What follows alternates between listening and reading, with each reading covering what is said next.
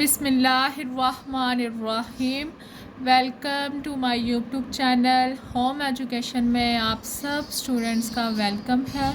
मेरे प्यारे व्यूवर्स और मेरे प्यारे स्टूडेंट्स, अस्सलाम वालेकुम। उम्मीद करती हूँ आप सब ठीक होंगे। अल्लाह ताला के फ़ज़ल और करम से आप सब खैरियत से होंगे, अपने घर में बहुत खुश और आबाद होंगे। आइए आज हम स्टार्ट करते हैं सूरतुल मरियम का बुक वर्क यानी क्वेश्चन आंसर और एमसीक्यूज़। कल जैसा कि आप सबको पता है हमने सूरतुल मरियम की रीडिंग रीड की थी। हमने उस रीडिंग को समझा था इस सूरत में क्या बयान किया गया है, और आज हम इसका बुक वर्क करेंगे। चलें अब हम स्टार्ट करते हैं। पेज नंबर 16 सूरतुल मरियम की मशक। सबसे पहले पॉइंट है दुरुस्त जवाब के निशानदाही कीजिए। पहला इसका एमसीक्यूज़ है, हबशा के बादशाह को कहा जाता था नजाशी। शाह हबशा के दरबार में तलावत की गई सूरतुल मरियम की। नजाशी के दरबार में सूरतुल मरियम की तलावत की हज़रत जाफ़र ने। सूरतुल मरियम की कुल आयात हैं 98। मौजज़ाना तरीके से तख्लीक हुई हज़रत ईसा अलैहिस्सलाम की।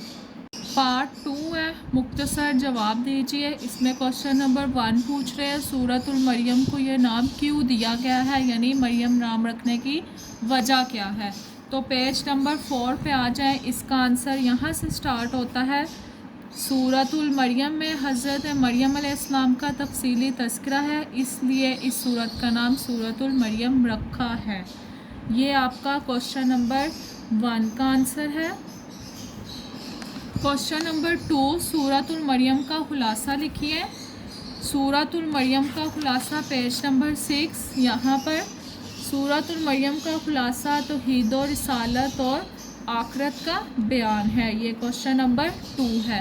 क्वेश्चन नंबर 3 सूरतुल मरियम के अहम इल्मी और अमली नकात तहरीर करें, कोई से 2। और हमने तकरीबन 7 से 8 पॉइंट पढ़े थे इल्मी नकात में। आप इनमें से कोई से भी 2 कर सकते हैं। पहले 2 कर लें। अल्लाह ताला की रहमत और कुदरत से कभी मायूस नहीं होना चाहिए, हर हाल में इससे दुआ मांगते रहें। तमाम अंबिया कराम ने अपनी कौमों को एक अल्लाह की इबादत करने की दावत दी। ये आपका क्वेश्चन नंबर 3 है। क्वेश्चन नंबर 4 हिजरत हबशा का सबक क्या है, यानी इसकी वजह क्या है, हबशा की तरफ हिजरत करने की क्या वजह है। तो इसका आंसर पेज नंबर 4 पे। यहाँ से मक्का मुकर्रमा में सहाबाए कराम पर कुरैश का जुल्म हद से गुज़र गया था। इस मौके पर हज़रत मोहम्मद सल्लल्लाहु अलैहि वसल्लम ने महसूस किया कि ऐसे सख्त हालात में मुसलमानों के लिए ज़िंदगी बसर करना मुश्किल होता जा रहा है। आप सल्लल्लाहु अलैहि वसल्लम ने अल्लाह ताला के हुक्म से मुसलमानों को हबशा की तरफ हिजरत करने की इजाज़त दे दी। यहाँ तक इसका आंसर है क्वेश्चन नंबर 4। क्वेश्चन नंबर 5 सूरतुल मरियम की तलावत सुनकर नजाशी ने क्या कहा। पेज नंबर 5 पर सेकंड लास्ट लाइन, नजाशी ने कहा यह कलाम और अंजील एक ही चिराग की रोशनियाँ हैं। इसके अलावा ये तो हमारे बुक वाले क्वेश्चन हो गए। इसके अलावा इस चैप्टर में जो आपको शॉर्ट क्वेश्चन आ सकते हैं वो भी आप हाईलाइट कर लें। जैसा कि सूरतुल मरियम में कितनी आयात हैं 98, ये एमसीक्यूज़ भी बन सकता है। और सेकंड पर यह भी क्वेश्चन आ सकता है हबशा किस मुल्क का था, बादशाह जो था हबशा का बादशाह किस मुल्क में रहता था। वो अफ्रीका का एक मुल्क बड़े आज़म में रहता था। और नेक्स्ट ये भी क्वेश्चन पूछा जा सकता था उसका मज़हब क्या है। उसका मज़हब ईसाई है। और उसका लक़ब क्या है, नजाशी है। नजाशी का असल नाम क्या है, असहमा है। और नजाशी कैसा बादशाह था, रहमदिल और आदिल। नजाशी कैसा बादशाह था, रहमदिल और आदिल बादशाह था। इसके अलावा यहाँ लास्ट पॉइंट पे आपसे क्वेश्चन बन सकता है कितने लोगों ने हिजरत की टोटल। तो वो 15 लोगों ने टोटल हिजरत की थी हबशा की तरफ। उनमें से कितने मर्द थे, 11 मर्द थे और 4 ख़वातीन थी। ये भी क्वेश्चन बन सकता है एमसीक्यूज़ में। और उसमें शामिल होने वाले कौन से अंबिया थे और उनकी बीवी कौन सी थी, वो हज़रत उस्मान थे और उनकी बीवी बिनत मोहम्मद यानी हज़रत मोहम्मद सल्लल्लाहु अलैहि वसल्लम की शहज़ादी हज़रत रुक़ैया भी थी। और ये फिर पहली हिजरत थी, ये भी आपसे पूछा जा सकता है ये कौन सी हिजरत थी, ये हबशा की तरफ पहली हिजरत थी। और ये नबूवत का कौन सा साल था, ये भी पूछा जा सकता है, ये नबूवत का 5वां साल था। इसके अलावा यहाँ पर आपका क्वेश्चन बन सकता है कि हज़रत जाफ़र ने नजाशी से क्या कहा।